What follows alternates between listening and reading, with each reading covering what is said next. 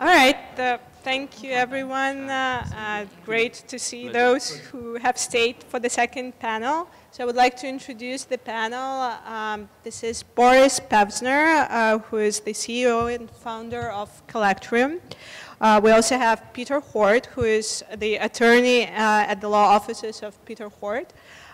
We have Catherine Earnhardt, who is the Vice President of Business Development at Gurr-Jones, and also Shai Baitel, who is the Vice President at Mana Contemporary, and Christina Somastrelli, who is the Director of the Affordable Art Fair here in New York. So please welcome the second panel. Thank you. So thank you for coming. First, I would like to just say a collective thank you to Skates and Mana for having us. And this afternoon, we're going to be talking about the importance of physical and financial infrastructure.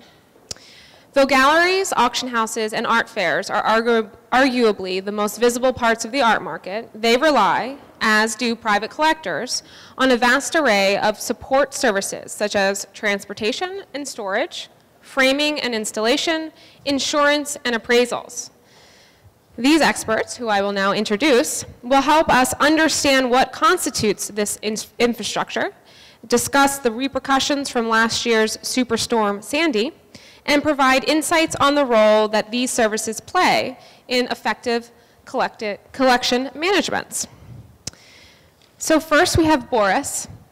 As Elena said, Boris founded Collectrium in 2010 with the vision of creating a platform for the art world infrastructure, bridging his two main passions, art and technology. The Collectrium platform has since become widely adopted throughout the art industry. Peter is a judge in Lower Manhattan. He is on the board of directors and is one of the original organizers of the Rima Hort Mann Foundation, which among other things awards grants to emerging artists. And Mr. Hort is also a contemporary art collector. His collection includes early works from Fred Tomaselli, Nicole Eisman, Cindy Sherman, and Tim Rollins. Catherine is Vice President of Business Development at Gurr-Jones. She joined in 2012 after overseeing global business development at Christie's Fine Art Storage Services. Between the years of 2006 and 2012, Catherine worked on the finance and investment team at MoMA, founded a small business, and conducted research on art as an asset with art journalist Godfrey Barker. And Shai, finally, is directing strategy at Mana Contemporary as vice president. He served at the United Nations and at the Israeli Ministry of Justice's Department of International Agreements and International Litigations in legal positions. With his LLM in international law, he's an expert in Middle Eastern politics and international affairs. And then I am finally the director of the Affordable Art Fair, and I have worked on such fairs as the IFPDA Print Fair, directing that one, and the ADAA, the art show. I have now almost been only in art fairs for 10 years. So my first question is going to Boris. For someone that is beginning their collection now, based on hindsight and today's art world, what needs to be done correctly and efficiently to manage one's collection? How has this changed over time? And how have online databases, such as Collectrium, helped? Thank you. Well, collecting, as we all know, usually starts with a spark, emotional, aesthetic, intellectual, scholarly attachment to a work of art. But as you assemble a sizable collection, it becomes a substantial asset, and then all the usual asset management challenges set in. And if not properly addressed in a timely way, they could become quite formidable. So, at the most basic level, this means being able at any time to answer 4 key questions. What artworks do I have? Where are they located? What is their value? And are they properly protected and insured? And while it sounds like, fairly basic and fairly easy questions, they're actually not in the case of an art collection, because art objects tend to be diverse, they're distributed, they're mobile, they're fluid, they're kind of all over the place. So managing them is not an easy undertaking. So what artworks do I have? You need to keep track of provenance, condition. You may want to curate the collection, organize into thematic groupings, where they're located. In many cases, and we work with thousands of private collectors. They have multiple homes, they have multiple storage facilities. Some of their works are on loan to institutions, some are consigned to galleries and auctions. So all of that needs to be kept track of in an integral fashion. What is the value of the artwork? It's not just about the purchase and the sale price, it's all about the valuation, the appraised value, it's all about expenses such as framing and shipping and cleaning and restoration that have to be taken into account as well. And lastly, how they protect it, how they're insured. So it's not, the total value of the collection, of course, changes over time as the market changes. And it's important to make sure that the insured value keeps pace with the actual value of the collection. So the bottom line is that, while it sounds simple, it actually is not. So really, anybody starting a collection today would probably be well advised to keep this in mind and make sure that collection management discipline kind of keeps track or evolves in parallel with pursuing the collecting passion.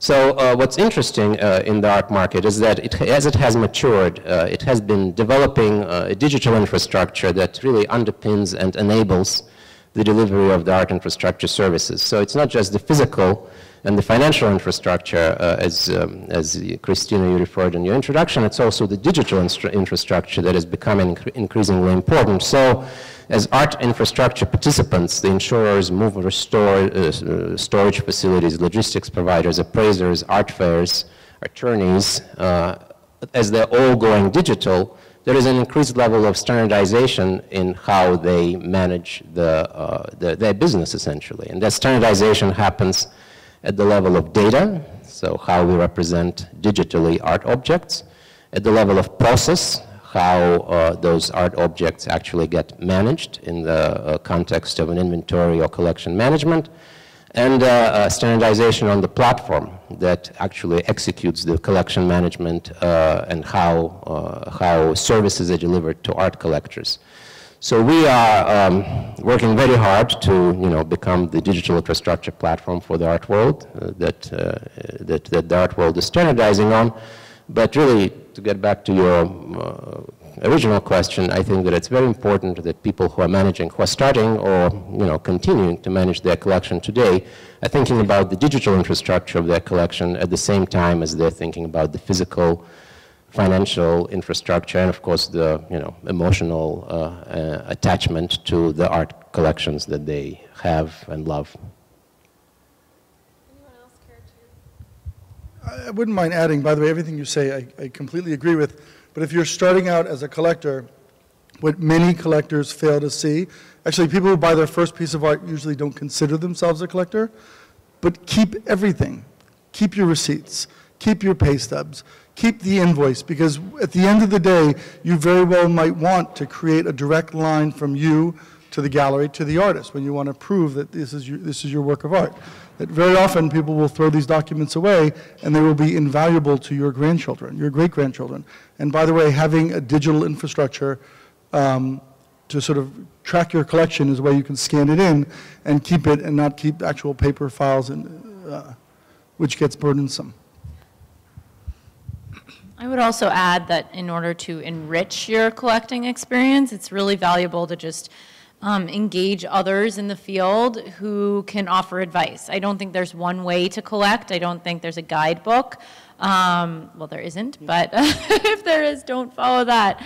But really engage an insurance broker who's familiar with fine arts, an appraiser, like John's, my company, but also, look at art advisors, look at storage facilities, and gather as much information you can about what options there are for you as you build your collection, and then build your own book around what's right for you. Maybe storage isn't right at the beginning, but it's good to know what resources exist so that you can sort of cut and copy and create your own system that works best for you and your collection. So they spoke about one kind of collectors which are emotionally attached, so these are the emotional collectors, but I have to say there's an entire group of collectors that don't even have emotions. So they do have emotions, but it's mostly toward money. And when it comes to that, and I have to say that we have witnessed this kind of people as well, and they're more focused on the unseen network that decides what is the trend, which are the up-and-coming artists, who's going to be the next star. And when buying art or new artists that are at a few thousands of dollars, which will appreciate very quickly over 1 year or 2 years and so on and so forth, they most likely, often, they would mark those people that are part of this network, this velvet network, so to speak, and they're coming from auction houses and some mega powerful galleries, art dealers, of course, curators, and so on and so forth. And I do get, every now and then, questions from friends or otherwise and asking, so who do you think stood out? And who is the next one? And so on and so forth. And here they would rather put their $5,000 rather than buy, you know, one stock of Apple, and so on and so forth. And these kind of people would look into those infrastructures such as Freeport, or where we could make the next quick, you know, flip, like in real estate almost. And of course, this market is funny in that way because compared to the other markets, real estate, commodities, and so on, it's on the rise, no matter what economic crisis comes. And also, it's interesting to the extent that you cannot assess or foresee. So you cannot put a formula almost, which is also curious. Some of the other things that I've witnessed in my position here over the past almost 2 years is that between bankers, collectors, appraisers, auction houses, and there is a dialogue, but you never know what's going to be the next sentence to be said by one of the contributors. So that's great because it always keeps it as a surprise. Yes. So to follow up with that previous question, and Peter, I'm going to direct this one at you. How has collecting changed? Where does one prefer to collect these days? Does it have anything to do with the infrastructure in the art world? Is there any place more opportune to collect right now? You know, collecting has changed, I guess, in the last 30, 40 years considerably. Collecting contemporary art. I remember, I'm from a fairly major art collecting family, and when I was in my teenage years, we would go around to Soho, and in one Sunday afternoon, we could see the entire New York contemporary art, you know, every gallery that they have. David Zwirner, PPOW, 303, all the galleries that you could possibly see. And in one afternoon, we do it, and we do that once a month. It has changed dramatically. There are now more galleries than I could possibly imagine in New York alone, but it is an international world, and I think infrastructure has changed. For me, I'd like emerging contemporary museum tract artists. That is what my interests are. Now, other people have different interests, but this is what I really focus on. Where do I find artists? I find artists through artists that I know. I actually was with Marilyn Minter not long ago, and 2 of her studio assistants are artists, and they're having shows coming up shortly.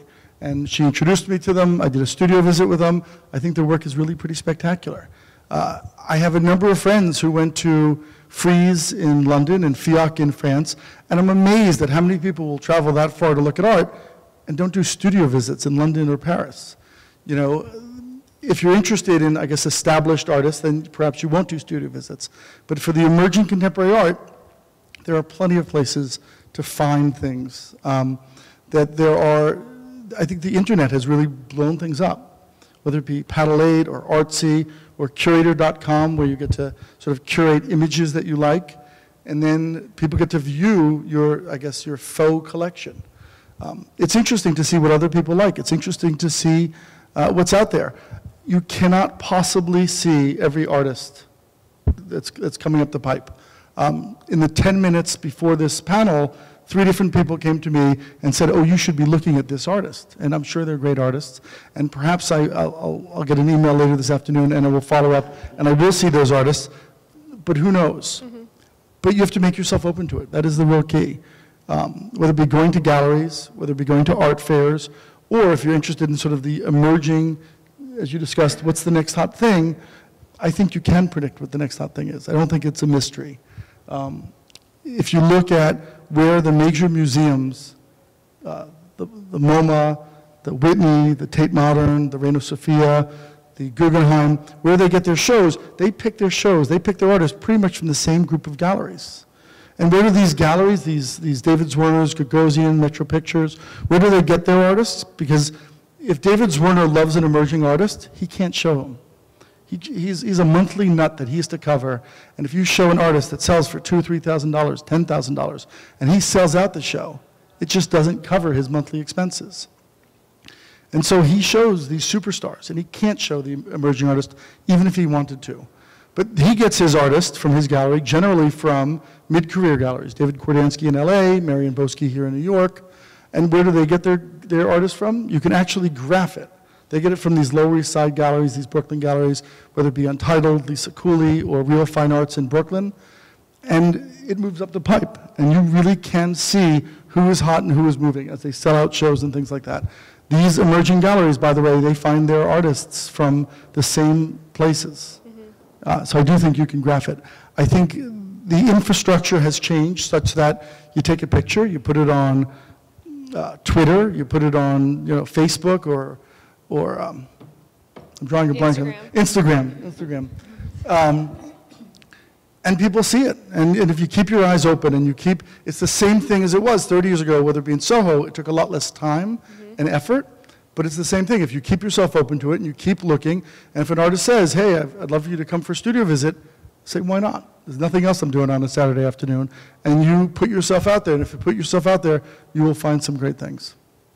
Wonderful, thank you. Anyone else? To that point, I also think that there are certain elements of the art market that make, or certain changes to the infrastructure that make collecting much easier and much more difficult. As Peter said, it's so much more extensive now, which is wonderful. There are fewer barriers to people entering that arena as a collector. So anyone can really go on the internet, go on Artsy, go on Paddle8, check out some of their recommendations, or go to one of the numerous art fairs. Christina directs a fantastic fair geared at sort of that entry level collector, and it's really much easier than it used to be to start collecting, but at the same time all of that information can be more difficult to filter through. So there are two sides to that coin. So adding to that, again, I'm sorry I have to come from the money point of view, because this market dramatically grew through the years, and if you 30, 40 years ago just visited on a Sunday in a Soho, and I don't know what was the the volume of transaction, but today only in the United States it's $18 billion a year of an unregulated market, which clearly adds a lot of jobs, opportunities, and banking and bankers and appraisals and art advisors and our dealers, of course, and the entire industry has grown really dramatically, which of course makes it easier for new collectors or for existing collectors as well, not just by selecting the art, but also maintaining the collection and also getting it to wherever they want, if they want to place them in shows or if they want to place an item in an auction, and so on and so forth. And there is the hidden or those that mark the trends, and yes, they exist in museums and our dealerships as well. But I think much of it has helped to push the industry to the next level when it comes to art management and art collections, particularly inventory management, such as we have here, and we'll show you later on, how sophisticated this has become, and particularly in an era of data and infrastructure when it refers to data management as well, whereas collectors can manage their entire collection without even visiting physically a site, but through the internet and just getting with a password and a username into their own inventory and decide which item should be pulled out and shipped away to Germany or to Guggenheim Bilbao or so on and so forth. So to that extent, we are also following that trend and making it far easier to collector of any level, but especially those that are advanced. Thank you. So that's going to go actually into my third question, and Shai, this goes to you. Genevas Freeport is one example of these massive storage units dedicated to the safekeeping of the world's finest art. What is your opinion of them? How are they affecting the infrastructure of the art world? Are they a risk with having so many valuable works in one place? Or is this the next big thing in infrastructure? And if so, where should one be in the United States? I'll tell you, it's definitely an advanced kind of concept, both physically and also conceptually, because again, from one viewpoint, the incentive is just tremendous for art collectors that are interested in, in trade, and they would get tax waivers and many other things that are as part of this package plan. As far as the structure itself, I just came back from a visit in Freeport, Luxembourg, which we have extensive discussion with, and we distributed a flyer of the facility.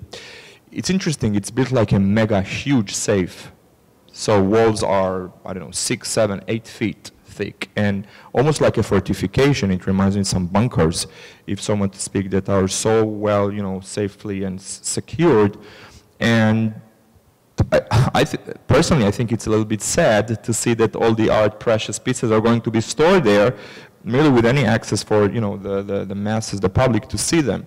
So they're safe because the structures are built this way, and they're also positioned either within airport areas which are already highly secured, or isolated from any possible way with multi-gates, and entering in any facility you go through metal detectors and security standard that is higher than any airport I've visited in my life, and the standards are very high anyway now. So what I'm trying to say is that they have made every possible way for the insurance company to get there and say, okay, that's legit, and we do that, and the policies accordingly are made easier. But putting everything down is, as the precious art being stored in one place, it made it also easier for them to place their jewelry and expensive metal and gems and so on and so forth. Is this what we wanted for the art world next level of storage to be? I don't know. I'm thinking more of a concept like MANA, which is a storage facility that is open to the public. So you maintain high security standard, but at the same time you allow the public to enjoy the precious art that is stored here. And by that, in a way, just, I don't know, overcome or bypass the biggest tragedy of the art world, that 95% of the most beautiful art pieces is stored in crates in the dark. Mm-hmm. So on one end, yes, Luxembourg, Freeport, and otherwise in Beijing and Geneva and so on and so forth, great for the trade, for tax waivers. On the other end, I think the public would lose eventually. So the right combination will have to be something like this breed, this creature that MANA has provided, which is art facilities, art storage of very high end that also have gallery spaces, which allow both the collectors, galleries, museums, art institute to store, as well allow the public to enjoy the art that is stored in the same facility. Now the element of tax waiver comes in. So you ask me, and I'm biased, of course, where Freeport should be based in the US. It should be right here at MANA. So either Jersey or Miami, where it's a gate for art from South America, or San Francisco, which could possibly get some art from the Far East. For those that are interested in trade in the US, of course, they have now a Freeport in Singapore. So that's for any transaction made out there in the Far East. Yeah, Catherine, I'm actually very interested in what you have to say to this question of so many very important pieces of art are in one place at one time. Yes, well, one point that I wanted to make in response to Shay is that a few years ago, and then I will address that, but one point is a few years ago I ran some data to look at the average price of a piece of artwork that was bought in New York and shipped directly to Geneva within 3 months, which is some laws that you can avoid sales tax if you do that. It was $1 million. So it is a tragedy, certainly, that so many of the world's masterpieces are held up in storage, but also there are huge implications on our economy. I mean, these very expensive works are leaving the country, and when they leave the country, they probably don't come back. They're in a warehouse in Geneva, and the dealings around those artworks are likely going to stay over there. When the artwork stays here, there's more opportunity for transactions surrounding the art to occur here. So there are also economic implications. And my study that I did also looked at Christie's and Sotheby's sales and how many go over or leave the country, specifically to Switzerland, immediately after sale. And I don't remember the number, but it was definitely over 50%, so, of the high-end works. So that's also something to consider. But in terms of looking at how these works are protected from an appraisal and insurance standpoint, there are two types of collectors. I mean, the high-end collectors that we're talking about who have storage facilities and really have that infrastructure in place are, they are looking to get, well, it's advised that they do get appraisals every few years. We recommend appraisals on modern and contemporary art around every 4 or 5 years. Jewelry, certainly 3 to 4 years. And we find that so many high-end collectors who are financially savvy, who are savvy with the art market as well, are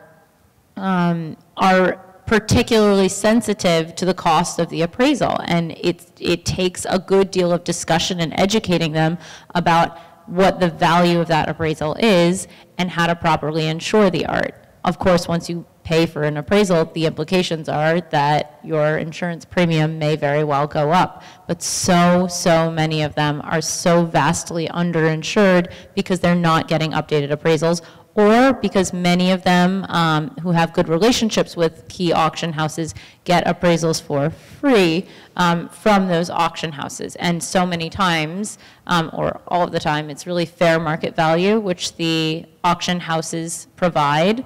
And many collectors are unaware that it's completely inadequate to insure your collection at the fair market value. It's always advised to insure at the retail replacement value. And we speak to some of the most sophisticated collectors in the world on a regular basis who are unaware of that difference and are therefore tremendously underinsured.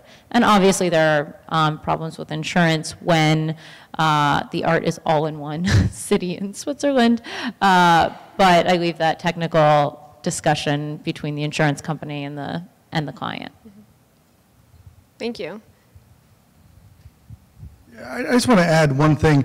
You know, there are many different types of collectors. There are collectors that will buy for I think $143 million of Francis Bacon, and there's a collector that will buy for $100,000 a Kehinde Weil, and there's a collector who will buy for $2,000 or $3,000 younger artists. And the fact is, you don't have to buy a multi-million-dollar piece of artwork to be a major collector. You can have a $100 million collection basically of young emerging work, and as I think it was alluded to up here before, yes, young emerging work does appreciate in value. It is extraordinarily important to treat these things with kid gloves and to store them properly, to insure them properly. But I will say, and I know a lot of collectors, this is the world I live in, not the world I work in, but the world I live in, that most collectors are just enthusiastic about having the work on their walls and seeing them. And you really become a true collector when you start literally building walls in front of your beautiful windows. and I kid you not. And you build yourself into a box so you can hang more art on your walls. Art collectors that take their prized possessions and send it to Geneva for storage, in my opinion, aren't collectors. They're investors. And by the way, we all know that they're investors in the art world. It's no secret. But they're investors. They don't want to see it again, and they don't really care if anyone else sees it again. Art collectors, true art collectors, who also may be investors, they want to see their work. Not only do they want to see their work, they want to show their work. They want to brag to their friends about this wonderful piece. They get excited talking about it. And I think that's the real fun of collecting art. So in places like Mana, where you can bring people and show what you have, I think that's exciting. Sending it to some underground safe storage facility, there's nothing that sounds more dull than that. Just one more thought. I think that some people who use storage extensively use digital media to showcase their works. Now, it's not nearly as good as seeing it in person, of course, but it's, I suppose, second best. And one last thought is just generally, it seems to me that the proliferation and tremendous growth of the free ports, especially the Geneva Freeport is really another example of this increased standardization and consolidation that we're experiencing in the art market. It happens in the physical infrastructure, it happens in the services industry that's serving the art market. It's happening in the digital infrastructure for the art market. It's really happening across the board, and Freeport growth is one of the examples of that. Thank you. So this question now is for everyone, and it's about Superstorm Sandy. What was the balance or focus like in the art world regarding our infrastructure before Sandy? Where is it now, and where will it go? Sandy was a terrible, terrible travesty. We all agree. We could talk about how awful it was. Literally, the days that followed Sandy, I went down to Chelsea in a hazmat suit, the whole 9 yards, to help some of my friends who had galleries and artists protect what we could. The reality is, you just have to be smart. You can't be an ostrich with your head in the ground. That Chelsea is in a flood zone. It's been in a flood zone for the last 50 years. It's no secret that if you ever go after a terrible storm, Chelsea floods. That if you see any of the pictures from Superstorm Sandy, Marianne Boski Gallery literally had 5 feet of water. 5 feet of water up to the front door and into the gallery. And I think she lost 1 or 2 pieces, and that's it. And the 1 or 2 pieces were unfortunately hidden away. She knew this was a problem, and they moved everything upstairs, and they sent everything out to proper storage that were protected. I think after Sandy, people really understand that you got to get your head out of the sand. I can't tell you how many galleries I know that had their storage in their basement in Chelsea. It's a disaster waiting to happen, and it's going to happen. Even if it wasn't Superstorm Sandy and it was just a terrible rainstorm, things flood in Chelsea. It is in a flood zone. I think that it has awoken a number of people, collectors included, that you do have to insure your work, and you do have to properly insure your work. I think it was mentioned a moment ago that, you know, I honestly believe that almost every single art collection in private hands is probably underinsured. You don't really think that anything's going to happen, and you know, you think if you get X amount back, it's good enough. But the fact is, if you really want to restore your collection and return it to what it once was, it takes a lot more insurance than you probably believe. I guess those are my 2 thoughts on Sandy. Yeah, and to follow that up, I think that people often are hesitant to get proper insurance because they think it's what they have is irreplaceable. It is. Art is not a fungible item, but a check from the insurance company makes you feel a lot better. Someone made the analogy for me recently in front of a client that ultimately motivated the client to get an appraisal. When you look at a college basketball team lose the game or lose the last game in the series, they're all crying at the end, they're sad. When the professional team wins, they all walk away with multi-million-dollar checks still. So it is terrible to lose a piece of art. It is irreplaceable, but when you get, when it is properly insured and you get an adequate check from the insurance company, then at least you can go out and build something new. There's always some sort of comparable on the market that maybe you'll enjoy more, maybe you'll have an exceptional experience searching for something more with a gallery visit or studio visit, as Peter recommended. But after Hurricane Sandy, I would say people were, it was certainly a wake-up call to how to care for your collection on one hand, and at Gert Johns, we certainly got a lot of inquiries for damage appraisals, and then those clients who were hesitant to get the appraisal before Sandy, many of them came back to us and said, okay, now I really do want to get this properly appraised, whether they were impacted or not by the storm. But then there are always those that sort of delay on the process, and the shock of the storm wears off, and they still sort of waver about what to do. So like any natural disaster, it has its immediate impacts on your mentality and your proactivity with getting sort of operational tasks done, and then time passes and many people still don't proactively prepare or get appraisals done. So I think that what we experienced as Permana is that, of course, we went down to Chelsea with the first emergency troops to see how we can help.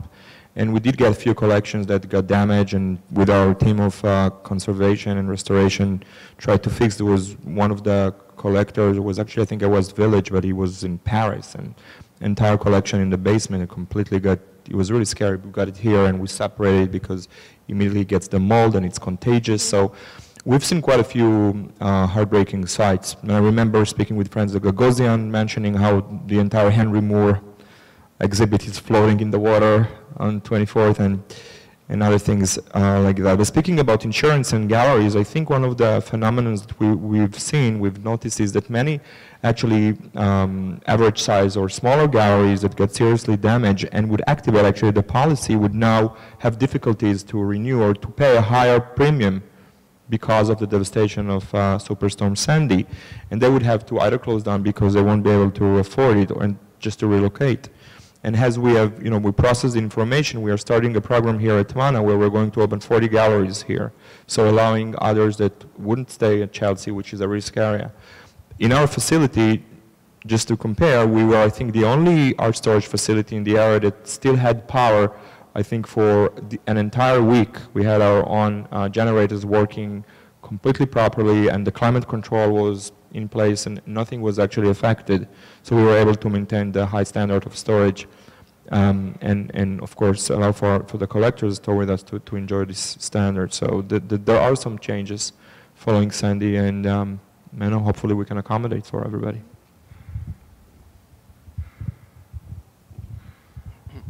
I actually have a personal connection to that hurricane, as I'm sure many of us do, but I got married the night before. So you can imagine the, yes, the venue got flooded to about 5 feet of water, and it was not far from Chelsea the next day. But just bringing the discussion back to the digital domain, it's justifiably everybody focuses on the invaluable pieces of art that got lost, but a lot of the galleries in Chelsea also lost their data because it wasn't computers that got flooded. And the data, in many cases, is irreplaceable as well. It's not just data about artworks that were in the current exhibitions. It's also historical data about past sales. It's historical data about customers and customer relationships. All the things that are extremely important for functioning, the functioning of the gallery. So really, again, as the digital infrastructure is matured and all of the data moves to the cloud where it's properly managed and protected and secured and backed up, if and when it happens again, at least the data is going to be safe. And I think it's a very important lesson from Sandy as well. Thank you.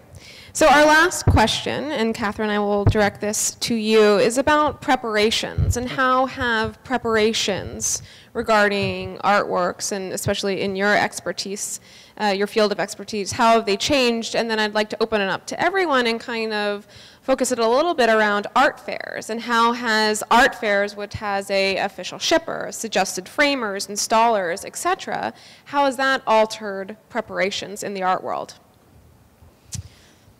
I think that in recent years, particularly since 2008, people have become inherently less more risk adverse. So it's not just a game of buying an emerging artist and watching that that artist skyrocket in value and cashing in on it. It really is, people are very cautious about where they spend their money, what the associated risks are, who knows about what they're buying. So many of them will maintain their confidentiality much more frequently. And alongside that, they're more price sensitive because of the financial crisis. So those two can work in contradicting ways many times. On one side, they want to be sure that they do have adequate insurance, that their appraisals are up to date, that there are 5 different financial advisors recommending an approach for a major purchase, or lawyers or whoever else or advisors that client chooses to engage. But on the other hand, then they bellyache over what the associated fees are. So those types of decisions can take much longer.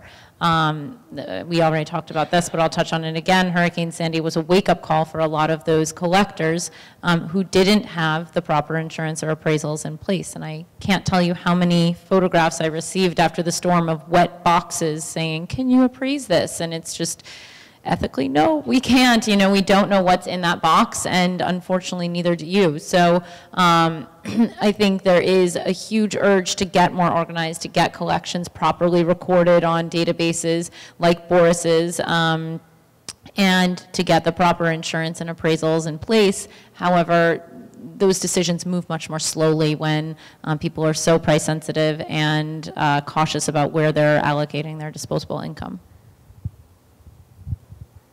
I love art fairs.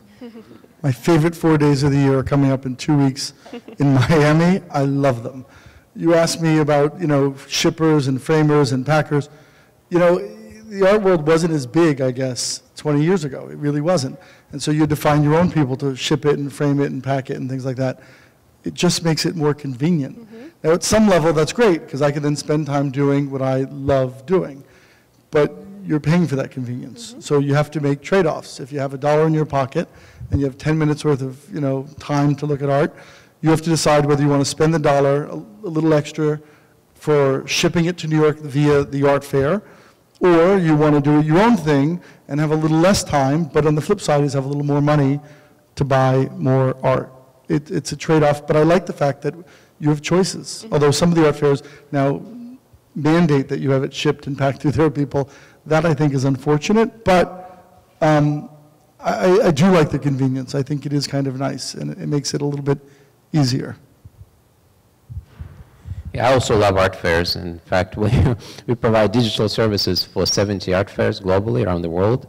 And what we noticed, and you know, in the process of doing that, we really provide services for digital services for the exhibitors, for the most part, as well as for the collectors who are attending the fair. And what we noticed is that there is a big digital part to the preparation puzzle. So, and it happens not just before, but also during and after the fair. So before, for the exhibitors who are participating in the fair, it's all about getting the message out about what artists they're bringing, what artworks they're bringing, and really advertising their presence before the fair.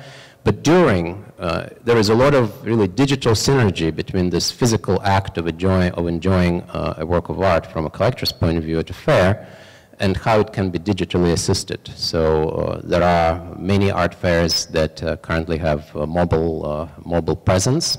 Most of them have it through us, as it happens. But as a collector goes through the fair, they can really stand in front of a work of art and instantly get more information about that work of art through this visual identification technology. And that helps them to make decisions about what is interesting, what's not, keep track of those, call them favorites if you'd like, and then at the end of the fair, choose what to buy and what to wait on, what to watch. And then after the fair, really from the exhibitor's point of view, it's all about kind of staying in touch with people who have favorited, who have liked works at your booth, maintaining those new relationships, and really leveraging the contacts that were made during the fair, even after the fair is over. So really, from the digital infrastructure preparation, from the exhibitor's point of view, it's about doing it before, during, and after. And from a collector's point of view, it's about enhancing the experience of going to the fair and then staying in touch with the art that they liked at the fair, even after the fair is done. Excellent. Shai? Just say a few words. Well, I join you, Peter and Boris. I love art fairs. They're great, but also very exhausting, and particularly the parties. And I don't know, you guys are going to see art, and we're going down, I want to say to have fun, but not really. We are going down to work, and with 30, 40 meetings a day, and Mana team is very busy during art fairs. But I'm also very happy to say that Mana will join soon to the family of the art fairs, and we hope to feature in 2014, in May 2014, our first art fair in the Glass House here, which is a 50,000 square feet of no-column indoor space. It's a 2-floor.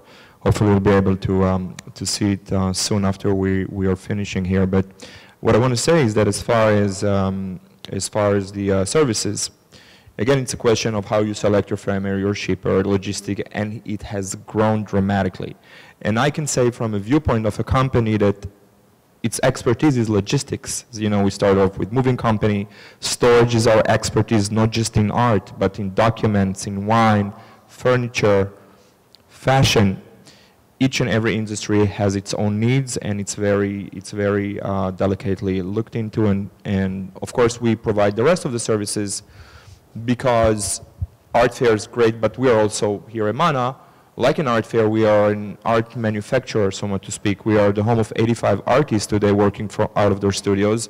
By the end of 2014, there are going to be here 200 artists, and by the end of the process, 400 artists, which are making us the biggest artist community and possibly the biggest art factory as well. So we have a frame shop here, and we have a crate shop here, and of course we are doing also the actual shipping, which is great on one end, because as we all know, when art starts at a studio, it goes to a frame shop, and then to a crate shop, and then to a shipping or logistical center.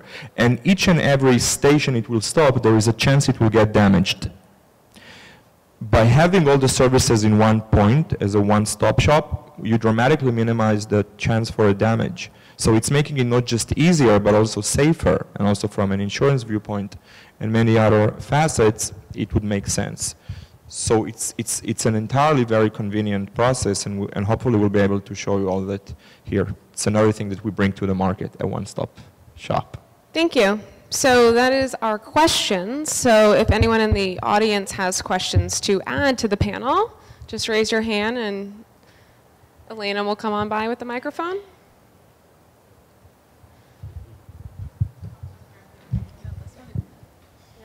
Thank you. My name is Elena. I'm here on behalf of Russian Pavilion that will host another panel with Kate in Miami. But my question is, when you were discussing the works that are highly, probably I'll address it to Catherine, you said that you've noticed that a lot of works that go from New York to Europe and end up in storage are uninsured. Or underinsured, yeah, that's probably a better word. Don't you think that's because of the customs thing? That because when you move the work to Europe, you don't want to declare a higher value, so you don't want to insure it high, that's why?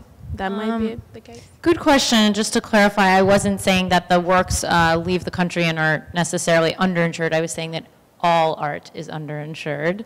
Probably, as Peter, I think, agreed. But high-value works leave the country, a lot of them. And I was discussing the economic implications of that on specifically New York. But there are two types of values that I mentioned before, fair market value and retail replacement value. Retail replacement value in general is higher. There's no set percentage difference. People try and crack that code all the time, and there is none. So clients often want, if they give me their opinion about what they want their values to come out to be, which we don't let impact our process, but they tend to give me their opinions, they do oftentimes want the value to be higher for insurance purposes because it lets them know that their net worth has increased, but when it comes time for taxes, oh, just bump that down. They always want it lower because they don't want to pay the tax on it, which would impact customs. I'm definitely not a lawyer or tax advisor, so I can't advise on the intricacies of that, but it is an interesting question that people want their values to reflect different things, and it's generally they want, when they're looking for fair market value, they want that value to be as low as possible for taxes. Retail replacement value, generally they want it higher, then they get annoyed that their premiums have gone up, but that's what I've seen. Thank you. Any other questions from the audience?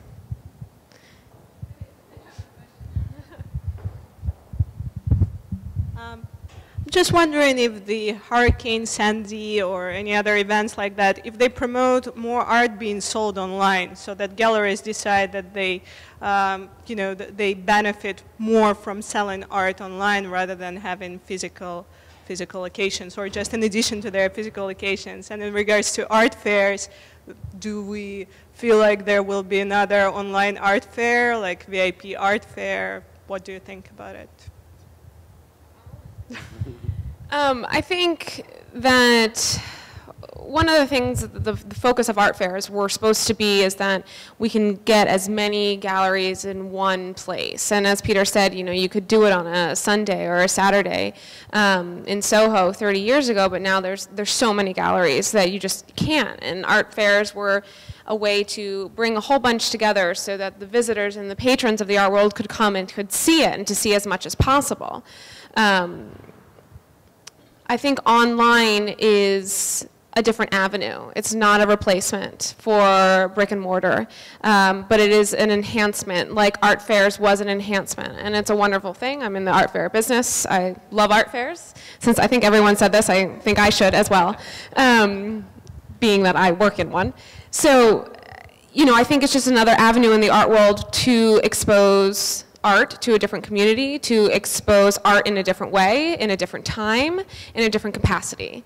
And so I think that while art fairs are a wonderful thing, they're not a replacement for the cultural experience you have when you're walking in Chelsea or when you're walking Lower East Side.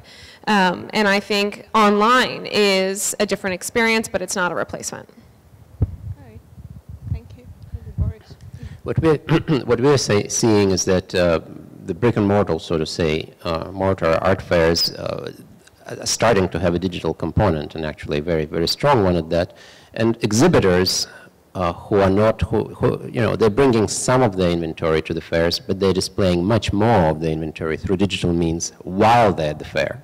So even as they're attending the fair, the digital infrastructure that's currently available is allowing them to expose much more of their things available for sale to potential buyers at the fair. And then the second point I wanted to make, absolutely agree with Christina here, that you know, an art fair is not just a marketplace event where art and people meet. It's also where people and people meet. It's a social event, and I think that's something that is very hard to replicate online. So in our experience, we're really seeing technology as assisting and enhancing and augmenting brick and mortar fairs rather than replacing it.